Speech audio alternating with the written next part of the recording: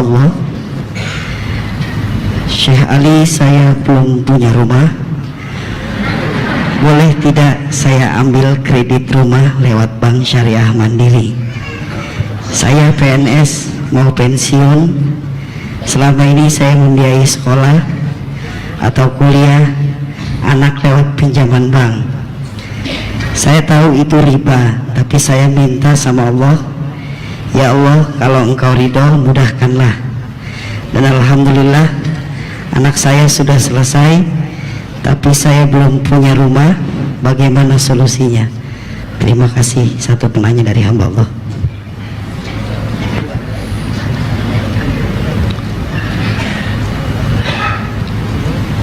Dimulai pertanyaannya, saya hamba Allah.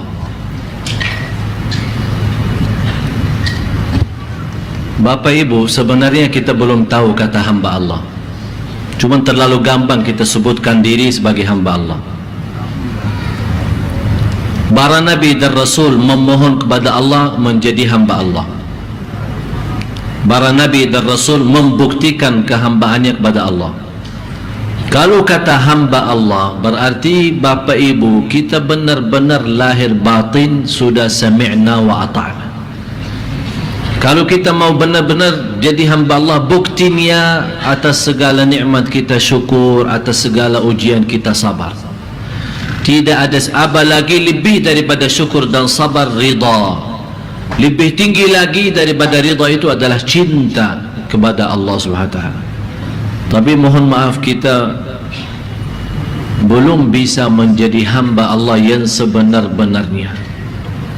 Walaupun mau tidak mau, kita memang hamba Allah, tapi kita membentukkan diri sebagai hamba Allah belum terwujud. Dan pertanyaannya Ibu tadi, Bapak Ibu, Indonesia dalam hubungannya sehari-hari, dalam kebutuhan sehari-hari, banyak umat Islam tidak terlepas menggunakan riba. Dan banyak yang belum sadar bermasalah kehidupan kita itu adalah sebabnya riba. Orang punya rumah sudah hasil riba, beli rumah, mobil hasil riba, punya usaha biarpun usaha kecil lewat riba. Kira-kira kita mau apa sama Allah? Kalau memang kita berkeburu mencari rezeki tapi dengan cara riba,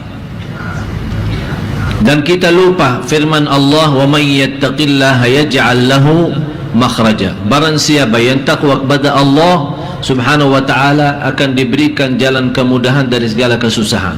Bukan hanya segitu saja, wa yarzuqhu min haitsu, akan diberikan rezeki yang tak pernah nyangka, tidak pernah terbayang, tidak pernah terfikir.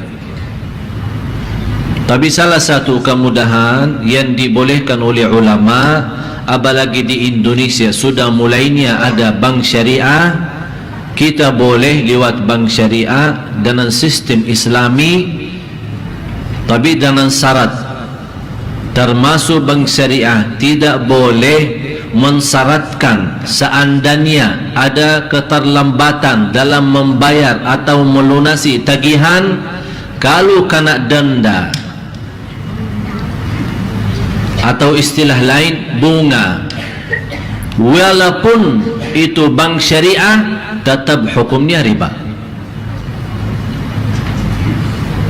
Jadi hati-hati.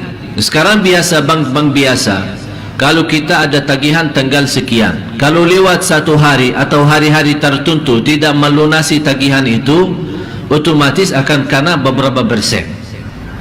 Semakin telat lagi semakin naik. Bank menamakan bunga, merubah kata riba, seolah-olah dengan rubah kata bunga daripada riba barangkali bisa merubah hukumnya. Ya, hukumnya riba tetap riba, biarpun diganti nama dan nama yang menarik perhatian atau nama bagus, ya riba tetap riba. Tapi lewat bank syariah setahu saya masih aturannya aturan Islami. Tapi saya ingatkan kembali, kalau anda disyaratkan dalam transaksi pinjaman lewat bank syariah, disyaratkan akan kena denda saat anda talat membayar dalam tagihannya, itu sudah termasuk riba, tidak boleh melanjutkan pinjaman itu. Bapak Ibu, tapi bagaimana keadaan yang sudah lalu? Yang sudah lalu tidak usah dibahas. Yang sudah lalu kita belum tahu, banyak belum tahu hukumnya, belum tahu sebabnya, belum tahu alasannya, atau dalam kondisi lemah iman, terpaksa. Udah, tidak usah bahas. Dengan taubatan nasuha kita, mudah-mudahan diampuni oleh Allah dosa lalu. Kita punya modal yang sudah termasuk dalam bank, kemudian terisi dalam tabungan kita uang riba di atas modal. Uang kita 100 juta, akhir bulan ternyata kita melihat rekening isinya lebih daripada 100 juta, berarti tambahan itu berapa persen? Itu namanya riba. Kita berhak mengambil modal kita, menjaga modal kita, lebihnya jelas riba. Tapi bagaimana cara kita menggunakan yang lebih itu? Daripada dibiarkan diambil oleh bank, boleh kita ambil, tapi bukan digunakan untuk beribadi kita, keperluan kita, tapi kita bisa membantu kebutuhan umat Islam dalam kebutuhan umum, jalan umum, WC umum. Misal terminal bis, WC-nya kotor, rusak, kita perbaiki. Ada masjid tidak boleh perbaiki masjidnya, tapi kamar mandi masjidnya boleh. Ada parkiran masjid yang cukup kecil, terganggu, tidak berfasilitas untuk jamaah, dengan uang itu bisa kita gunakan. Tapi jangan harap dengan uang itu mengharapkan pahala sebagai sedekah, karena ini bukan sedekah, karena itu riba.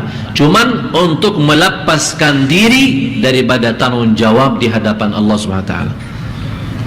Oleh karena itu, kembali lagi, intinya lewat bank syariah tidak menjadi masalah, tapi hati-hati saat disyaratkan ada kena denda. Kalau kita telat bayar tagihan kita, itu sudah jelas riba. Jangan menggunakan hal itu. Dan lebih baik tinggalkan pinjaman lewat bank.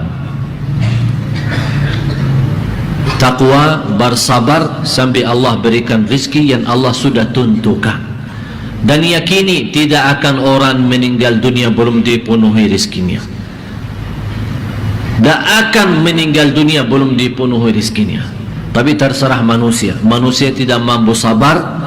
Barangkali rezekinya di akhir umur. Masa saya mau nunggu akhir umur dapat, habis itu meninggal. Berartilah saya duluan aja mengambil. Dengan cara bagaimana? Itulah yang menjadi masalah. Dan ingat Bapak Ibu, soal rizki, soal harta kan ada dua macam, ada halal, ada haram. Yang halal, sekarang banyak jamaah bertanya, alhamdulillah rizki halal. Biarpun halal, jangan lupa halal itu dihisab oleh Allah. Yang halal dihisab, bukan yang haram. Yang halal dihisab dari mana dan ke mana. Terus yang haram apa? Yang haram bukan dihisab, tapi diazab. Harta yang haram masuk dalam tubuh badan kita, kepada keluarga kita, dalam urusan kita, akan bukan Allah bertanya, kamu sudah tahu haram dari mana dan ke mana? Allah tidak bakal bertanya. Tapi karena kita sudah tahu itu haram, tapi tetap kita gunakan yang haram, akan Allah hukumkan kita nanti di hari kiamat. Na'udzubillah. Mudah-mudahan kita mampu menjaga diri dari hal-hal yang haram, agar kita termasuk orang yang diijabah doa kita oleh Allah Subhanahu wa ta'ala.